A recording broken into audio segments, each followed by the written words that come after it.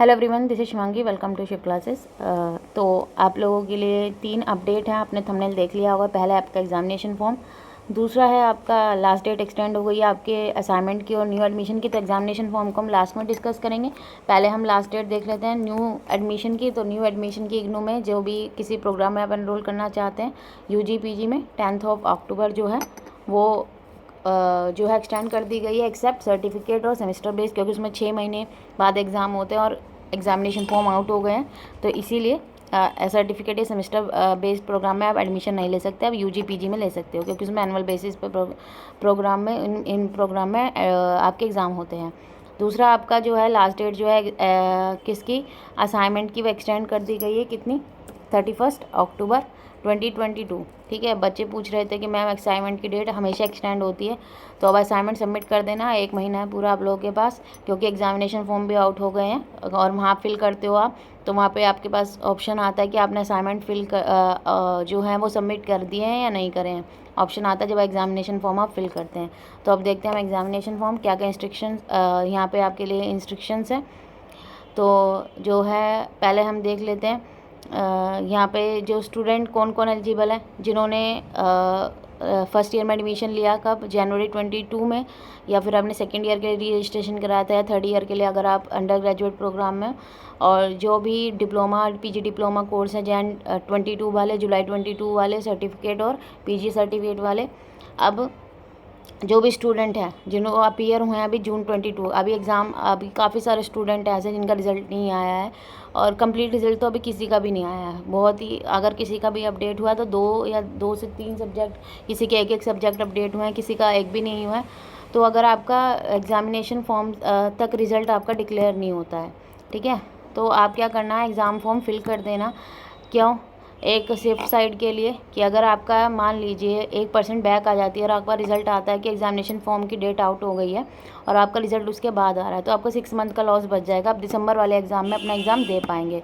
और अगर आपका एग्जामिनेशन आपने फॉर्म फिल भी कर दिया है, ठीक है, और आपका रिज़ल्ट आ जाता है उसके बाद और आप उसमें पास होते हैं, तो आपको एग्ज़ाम देने की नीड नहीं है। तीसरा केस, आपने एग्ज़ामिनेशन फॉर्म फिल कर दिया दिसंबर वाला, आपका रिज़ल्ट नहीं आया है और आपने दिसंबर वाला एग्ज़ाम दे दिया है। दिसंबर वाले एग्ज़ाम देने के बाद आपका रिज़ल्ट आया है और आप उसमें पास हो जाते हैं, तो आपका दिसंबर वाला एग्ज़ाम वैलिड नहीं होगा। आपका जो जून 22 के एग्ज़ाम में आपके जितने मार्क्स आए हैं वो आपके ग्रेड कार्ड में अपडेट हो जाएंगे। और अगर आपकी जून 22 वाले में बैक आती है और आपने दिसंबर वाले में एग्ज़ाम दिया था, ठीक है, तो जून वाला आपका वैलिड नहीं होगा। आपने दिसंबर में एग्ज़ाम दे दिया, तो जो दिसंबर वाले में आपके मार्क्स आएंगे, आपका वो क्लियर हो जाता है, तो वो आपके ग्रेड कार्ड में मार्क्स जो है वो अपडेट हो जाएंगे। ठीक है। तो अपने आपको 6 मंथ का लॉस बचाने के लिए आप लोग अपना जो एग्ज़ामिनेशन फॉर्म है वो फिल कर देना। अब हम देख लेते हैं जो लास्ट डेट है, इसमें 31 अक्टूबर दे रखी है। ये भी विदाउट लेट फी लिखा है। एक्सटेंड होती है लेकिन हमें वेट नहीं करना, अभी 1-2 दिन तो प्रॉब्लम करेगा एग्ज़ामिनेशन फॉर्म, क्योंकि इग्नू में हमेशा होता है कि पोर्टल में दिक्कत हो जाती है, तो इसलिए तो पहले जो है 30 सितंबर मतलब ये आपका कल से स्टार्ट हुआ, 31 अक्टूबर लास्ट डेट दे रखी है। 200 आपका पर कोर्स जो है वो फ़ी है। ठीक है। थ्योरी कोर्स है, प्रैक्टिकल या लैब कोर्स जो भी है आपका, तो ये आपको ध्यान रखना है। और 1 नवंबर से लेके 15 नवंबर तक अगर आप फॉर्म फिल करते हैं तो आपको 1100 रुपये लेट फ़ी देनी पड़ेगी। 200 पर कोर्स तो आपको लगेगा ही। मान लीजिए आपके 5 सब्जेक्ट हैं, तो 5 सब्जेक्ट की फ़ीस कितनी हो गई आपकी? 1000 रुपये प्लस 1100 रुपये और देने पड़ेंगे, तो 2100 रुपये आपको देने पड़ेंगे। तो इसलिए आप लेट फ़ी के साथ ना पे करें। अपना 31 अक्टूबर तो वेट करें कि आपका रिजल्ट आ रहा है नहीं आ रहा, उसके बाद एग्ज़ाम फॉर्म फिल कर देना जून 20 वाले। और जो दिसंबर वाले स्टूडेंट हैं, मीन जो जैन 22 में रजिस्टर, जिन्होंने अपने आप को रजिस्टर कराया है इग्नू में, चाहे फर्स्ट ईयर में लिया चाहे सेकेंड ईयर में, तो आप लोग तो अपना एग्ज़ामिनेशन फॉर्म फिल कर देना। आपको किसी चीज़ का वेट करने की नीड नहीं है। तो अब आपको एग्ज़ामिनेशन फॉर्म के लिए क्या है, आपका कोर्स वैलिड होना चाहिए, टाइम बैरड नहीं होना चाहिए, आपने अपने सारे असाइनमेंट सबमिट कर देने चाहिए, और कंप्लीटेड मिनिमम जो टाइम है वो आपका कंप्लीट होना चाहिए। ये नहीं कि आपने जुलाई में एडमिशन लिया तो आप दिसंबर में एग्ज़ाम दे सकते हैं। सिर्फ सेमेस्टर बेस्ड वाले और सर्टिफिकेट वाले दे सकते हैं, क्योंकि 6 महीने का होता है उनका। आपका एनुअल वाला है तो आप नहीं दे सकते जून वाले। दिसंबर जो जैन में एडमिशन वाले बच्चे हैं वो देंगे यहाँ पे जो एग्ज़ाम है। ठीक है। और अगर क्लैश करती है डेट ग्रुप 1 टू ग्रुप 6, जो आपकी डेटशीट में गिवन होगी, जो कोर्सेज़ हैं group 1 to group 6 same date में पढ़ रहा है, तो आप उसके लिए नहीं बोल सकते। कि भाई ये सेम डेट पे पढ़ रहा है, तो वो ग्रुप 1 ग्रुप 6 MEC वाले स्टूडेंट का तो है नहीं उसमें, वो ग्रेजुएट वाले स्टूडेंट, उनके कई सारे सब्जेक्ट होते हैं, उन्हें ऑप्ट करने होते हैं उसमें से।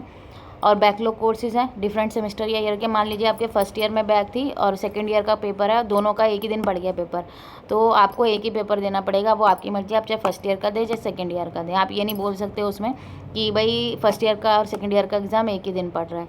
आपकी फर्स्ट ईयर में बैक थी और सेकंड ईयर का आप एग्ज़ाम दे रहे हो, तो दोनों में से कोई एक ही एग्ज़ाम देना पड़ेगा। अभी तक MEC में एक ही बार हुआ था, इस बार तो यहाँ शायद दिसंबर के एग्ज़ाम में हुआ था कि फर्स्ट और सेकंड ईयर का एग्ज़ाम एक ही बार मतलब एक ही डेट पे था, तो इसलिए काफ़ी सारे स्टूडेंट ने एक ही एग्ज़ाम दिया था, क्योंकि एक ही एग्ज़ाम दे सकते थे।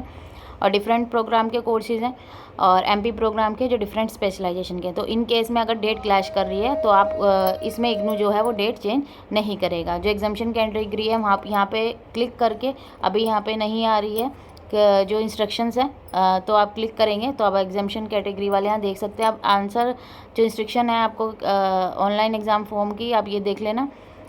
अब जो आंसर जो होगा वो उसी लैंग्वेज में एक्सेप्ट किया जाएगा जिसमें प्रोग्राम ऑफर्ड है, यानी कि आप किसी और अदर लैंग्वेज में लिख दोगे तो वो वैलिड नहीं हो जाएगा, कैंसिल हो जाएगा आपका एग्ज़ाम। अब जो स्टूडेंट के पास ऑप्शन है अटैम्प्ट करने का examination of course in Hindi medium irrespective registration of the same in English medium, ठीक है, सिर्फ लैंग्वेज प्रोग्राम को छोड़ के। अगर आपने MA इंग्लिश में एडमिशन लिया है तो आप MA इंग्लिश में ही एग्ज़ाम दोगे, हिंदी में तो दे नहीं सकते। तो अगर किसी बच्चे ने सेम कोर्स को इंग्लिश में रजिस्टर कराया था तो वो हिंदी में एग्ज़ाम दे सकता है। मान लीजिए MEC में आपने इंग्लिश में एनरोल कराया था तो आप हिंदी में एग्ज़ाम दे सकते हैं। तो जो टर्म एंड एग्जामिनेशन है रिज़ल्ट जो जून 22 के हैं वो जो है आपकी वेबसाइट पे अपलोड होते रहेंगे, इनकी वेबसाइट पे। तो अगर आपका वही यहाँ पे वही जो मैंने आप लोग को अभी समझाया था कि अगर आप लास्ट डेट तक आपका जो है रिज़ल्ट डिक्लेयर नहीं होता जून 22 का, तो आप लोग जो है दिसंबर का जो एग्ज़ाम फॉर्म है फिल कर देना, ठीक है, कि फ्यूचर कॉन्सिक्वेंस के लिए कि भाई आपको कोई दिक्कत ना हो। भाई 1% अगर बैक आ जाती है फिर प्रॉब्लम हो जाएगी, फिर आपको फिर अगले 6 महीने का पूरा 1 साल जून के लिए, अगले जून के लिए वेट करना पड़ेगा। इसलिए मैं भी आपको एडवाइस करूँगी लास्ट डेट तक वेट करो। अभी तो रिज़ल्ट अभी तो पूरा 1 महीना है, ठीक है, उसके बाद भी डेट एक्सटेंड होती है इग्नू में। फिर भी हमें रिस्क नहीं लेना, एग्ज़ाम फॉर्म फिल कर देना लास्ट डेट पे।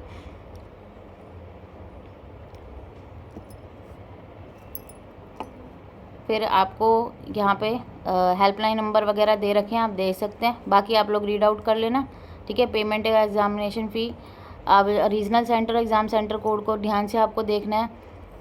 जो एग्ज़ाम सेंटर अलॉट होंगे फर्स्ट कम फर्स्ट बेसिस पे होंगे, कि भाई जितना जल्दी आप फिल कर दोगे उसका आपको नियर बाय आपका एग्ज़ाम सेंटर आपको मिल जाएगा।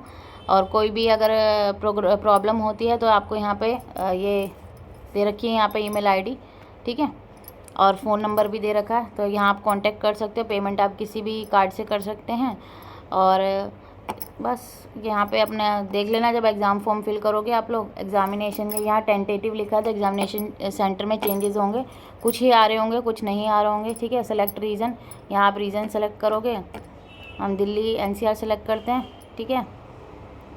तो 3 वोट डालने हैं करेक्टर। तो अभी दिल्ली के आप एग्ज़ाम सेंटर देख सकते हैं कि कौन कौन से आ रहे हैं। तो इसी तरीके से आप जिस भी स्टेट्स हैं आप चेक कर सकते हैं, फिर उसी हिसाब से आप अपना यहाँ पे देखो कोड दे रखे हैं, ये पर्पल कलर में यहाँ ये लिखे हुए एग्ज़ाम सेंटर कोड, तो वो कोड आपको फिल करना है। तो आप देख लेना कि आपके नियर बाय कौन सा है, जैसे गुरु हरिकृष्ण पब्लिक स्कूल है, JBM पब्लिक स्कूल, तो आप लोग देख लेना नियर बाय आपको कौन सा सेंटर पड़ेगा, ठीक है। और ये भी टेंटेटिव है, मीन्स इसमें चेंज होंगे, कुछ ऐड होंगे जो नहीं ऐड हुए होंगे अभी, क्योंकि अभी एग्जामिनेशन फॉर्म रिलीज़ हुआ है तो टाइम लगेगा। हॉल टिकट आपकी रिलीज़ हो जाएगी 7 से 10 दिन पहले एग्ज़ाम से आपके। और आइडेंटिटी कार्ड आपके पास वैलिड होना चाहिए, यूनिवर्सिटी का वैलिड हॉल टिकट होना चाहिए जब आप एग्ज़ाम में जाएंगे। वो तो जब एग्ज़ाम हॉल टिकट आउट हो गई तब देखेंगे हम लोग, मैं आपको बता दूँगी क्या क्या लेके जाना है आपको।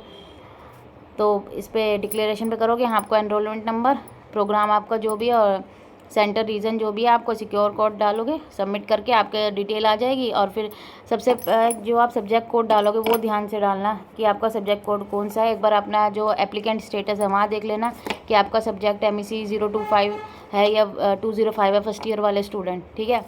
तो ये चीज़ में, क्योंकि 205 का इस बार फर्स्ट बार एग्ज़ाम हुआ था जून में, ठीक है, जून 21 में ये इंट्रोड्यूस हुआ था सब्जेक्ट कोड, तो इसलिए अपना सब्जेक्ट कोड ध्यान से फिल करें। पहले अपना सब्जेक्ट कोड देख लें अपना एडमिशन स्टेटस में कि क्या है, उसके बाद ही एग्ज़ाम फॉर्म अपना फिल करना, बहुत ही ध्यान से, एकदम से जल्दबाजी मत मचाना।